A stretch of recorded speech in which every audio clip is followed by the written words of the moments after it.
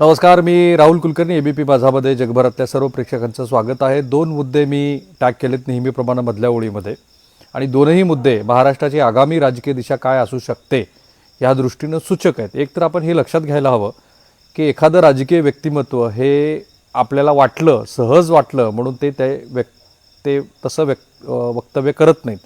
त्यामागं ठरवून काही गोष्टी असतात. काही वेळेला त्यांची स्वतःच्या मतदारसंघातली ती गरज असते. आता झालं असं की आपल्या राज्याचे कृषी मंत्री आणि सिल्लोड सोयगाव मतदारसंघाचे आमदार अब्दुल सत्तार, की ज्यांचा ते काँग्रेसमध्ये होते तेव्हा अशोक चव्हाण यांच्याशी खूप चांगले संबंध होते. नंतर देवेंद्र फडणवीस यांच्या काळामध्ये ते देवेंद्र फडणवीस यांच्याबरोबरही खूप चांगले संबंध होते, आणि ते प्रत्यक्षामध्ये मात्र शिवसेनेच्या तिकिटावरती निवडून आले. आणि आत्ता त्यांनी एक नवाच स्टँड घेतलेला आहे, आणि तो स्टँड असा आहे की त्यांनी आज औरंगाबादमध्ये शिंदे गटाचा दसरा मेळावा जो मुंबईमध्ये होऊ घातलेला आहे, त्या संदर्भातल्या नियोजनाच्या तयारीसाठीचा जो मेळावा होता तिथे बोलत असताना एक मोठं वक्तव्य केलं, आणि ते पुढं त्याचं एक्सप्लेनेशन पण त्यांनी दिलं. ते असं म्हणाले की माझ्या मतदारसंघातल्या 2,000 ते 3,000 कार्यकर्त्यांची 2 दिवसापूर्वी मी एक बैठक घेतली, आणि त्या बैठकीमध्ये माझ्या कार्यकर्त्यांनी सांगितलं की किमान आपल्या मतदारसंघामध्ये तरी येणाऱ्या स्थानिक स्वराज्य संस्थांच्या निवडणुकीमध्ये, कोट अनकोट पुढं येणाऱ्या प्रत्येक निवडणुकीमध्ये ही भारतीय जनता पार्टीबरोबर आपल्याला युतीच करू नये. आणि पुढं त्यांनी असा खुलासा दिला की आता असं आहे की नगरपालिकेच्या निवडणुकीमध्ये माझ्या पक्षाचे म्हणजे एकनाथ शिंदे यांच्या गटाचे हे 28 नगरसेवक आहेत, भारतीय जनता पार्टीचे 2 नगरसेवक आहेत, आणि त्यामुळं तिथे आपण त्यांच्याशी युती न करता आपण मैत्रीपूर्ण लढती कराव्यात, आणि मैत्रीपूर्ण लढती करून मग पुढे, कारण आपण दोघेच आहोत सत्ताधारी पक्ष, आपल्या दोघातच ती निवडणूक होणार आहे, आणि मग पुढं आपण एकत्रित यावं वगैरे. पुढे उपप्रश्न आमच्या प्रतिनिधी त्यांना असा विचारला की मग हे सगळीकडं करायला हवं का. त्याच्यावरती ते असं म्हणाले की नाही, सगळीकडं करण्यासंदर्भातला जो निर्णय आहे तो आमचे नेते एकनाथ शिंदे घेतील. खरं म्हणजे याच्यातच मी पुढचा मुद्दा टॅग केलेला आहे की श्री एकनाथ शिंदे यांच्या गटाला किंवा त्यांनासुद्धा स्वतः हे असंच वाटत असावं का. आता खरं म्हणजे शेवटी पुढं मी सांगेन की मला 2019मध्ये शिवसेनेच्या अतिशय वरिष्ठ नेत्यांनी काय सांगितलं होतं, आणि ते याच्याशी कसं मिळतं जुळतं आहे. एक लक्षात घ्यायला हवं की हा जो पक्ष फुटला, तो पक्ष कुठल्या मुद्द्यावरती फुटला, तर तो हिंदुत्वाच्या मुद्द्यावरती फुटला. एक असा प्रादेशिक राजकीय पक्ष की जो कट्टर हिंदुत्ववादी भूमिका घेऊन फुटलेला आहे. म्हणजे तो 2017ला 2019ला श्री उद्धव ठाकरे यांनी एक वेगळी भूमिका घेतली आणि आम्हाला ती मान्य नव्हती, म्हणून हिंदुत्वाच्या मुद्द्यावरती आम्ही बाहेर पडलोत, असं एकनाथ शिंदे गटाचं म्हणणं आहे. आता एक असा राजकीय पक्ष की जो मूळचा हिंदुत्ववादी पक्ष आहे पण तो आपल्या विचारधारेपासून दूर गेला, तर त्याला फोडण्यामागं एक अशा केंद्रीय यंत्रणेचा, केंद्रीय पॉवरचा सहभाग आहे की ज्यामुळं हा मूळचा प्रादेशिक राजकीय पक्ष फुटला, असं जे महाराष्ट्रामध्ये चित्र तयार झालेलं आहे, त्या चित्राला जर हे सगळे लोक हे भारतीय जनता पार्टीच्या सत्तेबरोबरच नाही तर भारतीय जनता पार्टीच्या शीट शेअरिंगमध्ये गेले तर अनेक अर्थाने अनेक अडचणी होऊ शकतात. आणि पहिला मुद्दा तिथेच येतो की या गटाला स्वतंत्रपणे स्वतःचं अस्तित्व ठेवूनच पुढचं राजकारण करावं लागेल. मग ते मुंबईमध्ये असेल, ते महाराष्ट्रामध्ये असेल. श्री एकनाथ शिंदे यांचे चिरंजीव असलेले जे तिथले खासदार आहेत, त्यांच्या मतदारसंघाबद्दलच पहिला प्रश्न उपस्थित झाला की पुढे आगामी काळामध्ये भारतीय जनता पार्टीनं देशातल्या ज्या 140 मतदारसंघावरती लक्ष केंद्रित केलेलं आहे, तर त्यापैकी एक मतदारसंघ हा श्रीकांत शिंदे यांचा आहे, आणि तो मतदारसंघ हा भारतीय जनता पार्टीला हवा आहे. दुसरा मुद्दा जो आला तो प्रताप सरनाईक यांच्या संदर्भातला आज आला, जो त्यांनी नंतर खुलासाही केला की असं काही झालेलं नाही. बातम्या अशा आल्या की प्रताप सरनाईक यांचा तो जो मतदारसंघ आहे तो भारतीय जनता पार्टीच्या एका जुन्या नेत्यासाठी रिझर्व हवा आहे, आणि त्याच्यावरून प्रताप सरनाईक आणि श्री एकनाथ शिंदे यांच्यामध्ये खडाजंगी झाली, ज्याच्याबद्दलची कुठलीही अधिकृत माहिती ही आपल्याकडे नाही आहे. त्यामुळं हे जे 40 आमदार हे भारतीय जनता पार्टीच्या बरोबर आलेले आहेत, तर त्यातल्या आमदार आणि खासदारांच्या मतदारसंघावरती भारतीय जनता पार्टीनं ही अशा पद्धतीची सरकारची रचना व्हायच्या आधीपासून लक्ष केंद्रित केलेलं आहे. त्यामुळं पुढे जागा वाटपाचा मुद्दा आला की त्यावेळेला सर्वात आधी जो काही होईल ते भारतीय जनता पार्टीबरोबर खडाखडी होईल, ज्याची लगोलग आपल्याला सिग्नल्स मिळताना दिसत आहेत. त्यामुळं हे जे यांचं वक्तव्य आहे ते या कॉन्टेक्स्टमध्ये बघायला हवं. दुसरं असं आहे की परिशिष्ट 10नुसार पक्षांतर बंदी कायद्यानुसार तुम्हाला स्वतंत्र पक्ष म्हणून राहता येत नाही, तुम्हाला कुठल्या तरी गटामध्ये जावं लागतं किंवा स्वतंत्र पक्ष स्थापन करावा लागतो. आणि म्हणून असं दिसतं आहे की हे जे 40 आमदार फुटून आलेले आहेत त्यापैकी अब्दुल सत्तार यांच्यासारख्याची एक मोठी राजकीय अडचण आहे. कारण ते ज्या मतदारसंघाचं प्रतिनिधित्व करतात त्या मतदारसंघामध्ये त्यांना तिथल्या राजकीय कारणामुळं भारतीय जनता पार्टीबरोबर जाणं सोयीचं नाही आहे. सोबतच शिवसेनेला कुठल्याही पद्धतीनं सहानुभूती मिळू नये अशा पद्धतीचं राजकारण श्री एकनाथ शिंदे आणि भारतीय जनता पार्टी खेळते. आणि त्यामुळे सतत महाराष्ट्रामध्ये हा मेसेज देत राहणं हीही त्यांची गरज आहे की भारतीय जनता पार्टीबरोबर जरी आम्ही गेलेलो असलो तरी आम्हाला आमचं स्वतंत्र राजकीय अस्तित्व आहे आणि ते राखायचंच आहे. म्हणजे भारतीय जनता पार्टीनं जर आपल्या मतदारसंघावरती दावा करायला सुरुवात केली तर आम्ही वेगळ्या पद्धतीनं विचार करायला तयार आहोत असंही सांगत राहायचं. आणि दुसरीकडे आपलं स्वतंत्र अस्तित्व राखत भारतीय जनता पार्टीला सुद्धा मेसेज देत राहायचा. इतके सगळे त्याच्यामध्ये बारीक बारीक धागे जोडले गेलेले आहेत. आणि म्हणून म्हणतोय की परिशिष्ट 10 प्रमाणे ना भारतीय जनता पार्टीमध्ये सगळ्याच्या सगळ्या आमदारांना जाऊन भविष्यामध्ये भारतीय जनता पार्टीमध्ये विलीन होणं शक्य आहे, ना राजकीयदृष्ट्या ते त्यांना परवडणार आहे.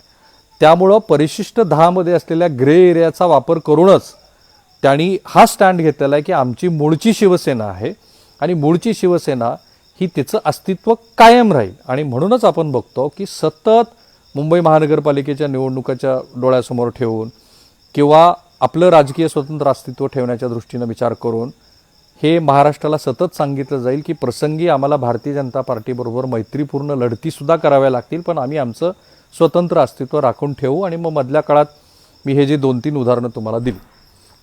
आता खरं तर यातलं एक राजकारण काय ते आपण नीट लक्षात घ्यायला हवं. 2019ला ज्या वेळेला हा महाविकास आघाडीचा प्रयोग झाला त्यानंतर काही महिन्यांनी मला शिवसेनेतल्या अतिशय वरिष्ठ नेत्यांचं दीर्घकाळ आम्ही बोललो एका विषयावरती. त्यांचं असं आकलन होतं की महाराष्ट्रामध्ये 288 मतदारसंघापैकी मुंबई आणि कोकण आणि ठाणे आणि त्या पट्ट्यातल्या किमान 40 ते 45 मतदारसंघावरती शिवसेनेचं कायम प्राबल्य राहणार आहे. म्हणजे महाराष्ट्रातली विद्यमान राजकीय स्थिती बघितली तर भारतीय जनता पार्टी 2014 आणि 2019ला सुद्धा 100 सभासेच्या पुढे जाऊ शकला नाही. म्हणजे 121चा नंतर तो 105 वरती आला. राष्ट्रवादी काँग्रेसला आपल्या स्वतःच्या प्रादेशिक मर्यादा आहेत. काँग्रेस पक्षाचं काय चाललेलं आहे ते आपण बघतो. तर अशा वेळेला जर शिवसेना हा 40 ते 60 या दरम्यान आपल्या आमदारांची संख्या घेऊन येत असेल तर शिवाय कोणाचंही सरकार बनणे नाही. आणि म्हणूनच आपण बघतोय की श्री अशोक चव्हाण यांनी जो खुलासा केला की तेव्हासुद्धा ते आमच्याबरोबर यायला तयार होते, त्याचं कारणच ते आहे की 2017ला ज्या पद्धतीचं मॅन्डेट आलेलं होतं, ज्या पद्धतीचे आकडे महाराष्ट्राच्या राजकीय पटलावरती होते ते हेच सजेस्ट करत होते की असा कुठलाही गट की जो गट 40 ते 60च्या दरम्यान आपल्या स्वतःच्या आमदारांची संख्या घेऊन येईल तर त्याची पॉलिटिकल बार्गेनिंग पॉवर ही खूप जास्त असणार आहे. अर्थात शिवसेनेनं भारतीय जनता पार्टीला अंडर एस्टिमेट केलं आणि आता आपण जे बघतो आहोत ते घडलं. पण तेव्हा त्या शिवसेनेच्या नेत्याचं असं म्हणणं होतं की आम्ही हा प्रयोग का केला आहे, तर हा प्रयोग जर यशस्वी झाला तर महाराष्ट्राच्या राजकारणामध्ये शिवसेनेचं महत्त्व हे अबाधित राहील. शिवसेना कायम 40, 45, 50, 60 आमदार निवडून आणत राहील.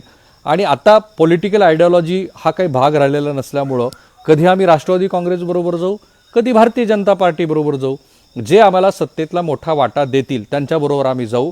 आणि त्यातनं हेही शक्य आहे की जे कर्नाटकमध्ये झालं की नंबर 3चा पक्ष हा जनता दल हा मुख्यमंत्री पद पहिल्यांदा घेऊन सत्तेवरती आला, काँग्रेसनं त्यांच्याबरोबर कॉम्प्रोमाइज केलं. हे महाराष्ट्रात सत्ता यायच्या आधीची गोष्ट होती. आणि म्हणून महाराष्ट्रामध्ये सुद्धा जर असा एक राजकीय पक्ष हा सतत 40-45 आमदारांची संख्या घेऊन जर समोर येत असेल तर त्याच्याशिवाय सत्ता बनणे नाही.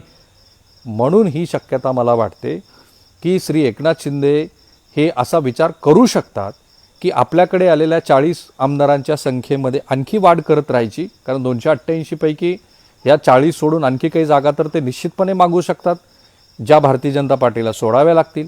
समजा या स्थितीमध्ये 70-80पर्यंतच्या जागा जर त्यांनी सोडल्या, त्यांचं पॉलिटिकल मॅनेजमेंट तितकं चांगलं जमलं, तर पूर्वी जे मला शिवसेनेच्या नेत्यांनी सांगितलेलं आहे तशी जर स्थिती महाराष्ट्रामध्ये सतत तयार होत राहिली तर शिंदे यांनी त्यांच्या गटाचं राजकीय प्राबल्य हे महाराष्ट्रामध्ये कायम राहील आणि त्या स्थितीमध्ये भारतीय जनता पार्टी असेल किंवा काँग्रेस, राष्ट्रवादी काँग्रेस असेल, त्यांना पॉलिटिकल ॲडजस्टमेंट करण्याशिवाय पर्याय राहणार नाही. आता दुसरी जी शक्यता आहे ती ही पण आहे की अब्दुल सत्तार जे म्हणाले त्याच्या मागचा एक मतितार्थ असा पण निघू शकतो की 40च्या 40 आमदारांना तर भारतीय जनता पार्टीबरोबर उघड किंवा छुपी किंवा थेट पक्षामध्ये जाणं परवडणारच नाही, कारण त्यांच्या मतदारसंघामध्ये ती वेगवेगळी स्थिती आहे.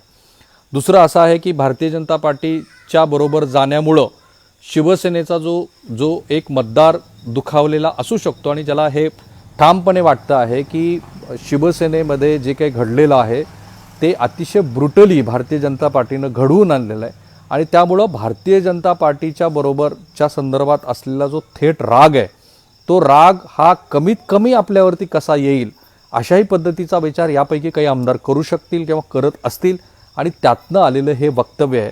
आणि त्याच्या या अशा पद्धतीच्या राजकीय विचार पद्धतीमुळंच महाराष्ट्रामध्ये जे आत्ता आलेलं सरकार आहे त्या सरकारबरोबरचा राजकीय सलोखासुद्धा जसा आपण बघतो आहोत तो तसाच कायम राहील याची शक्यता मला फार कमी वाटते.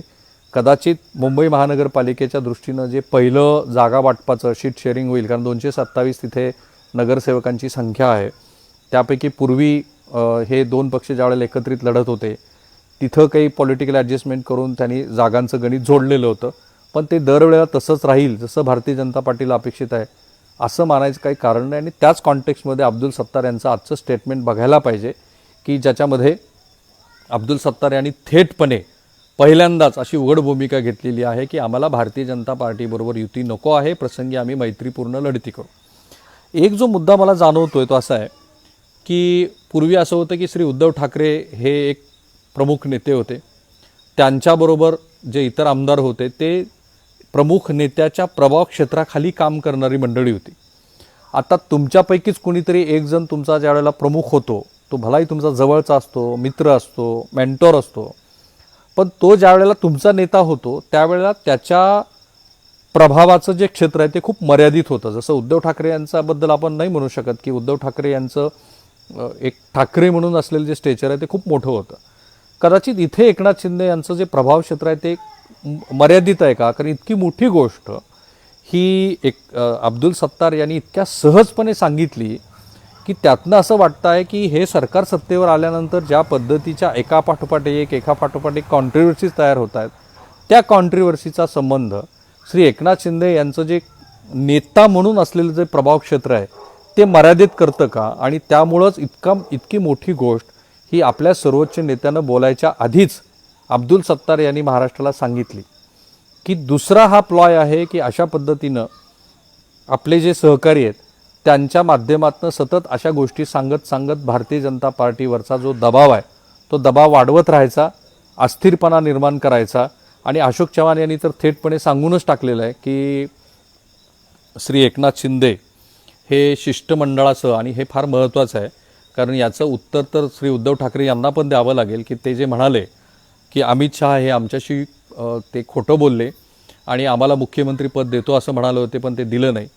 पण ही सगळी घडामोड व्हायच्या आधीच तुम्ही 2017 सालीच अशोक चव्हाण हे विधिमंडळ पक्षनेते असताना म्हणजे काँग्रेस पक्षाचे प्रदेशाध्यक्ष असताना तुम्ही त्यांच्याकडे गेला होतात आणि तो तसा प्रस्ताव दिला होता, पण त्याच्यामध्ये श्री एकनाथ शिंदे हे पण होते. आणि त्यामुळं एकनाथ शिंदे यांनी पुढं जर काही वेगळा राजकीय विचार करायचा ठरवला तर ती सुद्धा शक्यता महाराष्ट्रामध्ये अगदीच नाहीच आहे असं मानायचं सुद्धा काही कारण नाही, कारण महाराष्ट्रामध्ये पॉलिटिकल आयडिओलॉजी ही किमान आपण भारतीय जनता पार्टीची तरी ठाम आहे असं म्हणू शकतो, कारण त्यांचा तो नॅशनल पॉलिटिकल अजेंडा पण आहे. पण हे उर्वरित सगळ्या राजकीय पक्षाबद्दल आपल्याला म्हणता येईल असं मात्र आपण नाही म्हणू शकत की हे असंच पॉलिटिकल आयडिओलॉजी घेऊन चाललेलं आहे. पण हे खूपच रंजक आहे, एका पाठोपाठ एक ज्या पद्धतीचे स्टेटमेंट्स येत आहेत आणि आज तर त्याच्यावरती कडी झालेली आहे. तर ते स्टेटमेंट्स पाहता हे जे पॉलिटिकल ट्रान्सफॉर्मेशन महाराष्ट्रामध्ये सुरू आहे ते सुद्धा सहजासहजी स्मूथ आणि कुठलाही गतिरोधक नसताना होईल असं काही वाटत नाही. अशा पद्धतीच्या स्टेटमेंट्स येतील कदाचित अब्दुल सत्तार यांच्यासारखी मागणी अनेक जणांनी केलेलीही असू शकते, कारण ते पुढं बोलताना असं म्हणाले की आम्ही आमच्या नेत्याला सांगू आमच्या ह्या भावना आणि ते त्याच्यावरती ठरवतील. हा विषय मला महत्त्वाचा वाटला म्हणून मधल्या ओळीमध्ये खूप छोट्या व्हिडिओमध्ये पण 2-3 महत्त्वाचे विषय सांगणं गरजेचं वाटलं, म्हणून आपण हा विषय लगोलग घेऊन आलेलो. तुम्हाला आमचा हा प्रयोग कसा वाटतो ते जरूर कळवा. माझं आणि ABP माझाचे जेवढे म्हणून सोशल मीडिया अकाउंट्स आहेत ते फॉलो करायला लागा. थांबूया आपण इथे, कारण मला एक इंटरव्ह्यू करायला जायचं लगेच. ABP माझा, उघडा डोळे बघा नीट.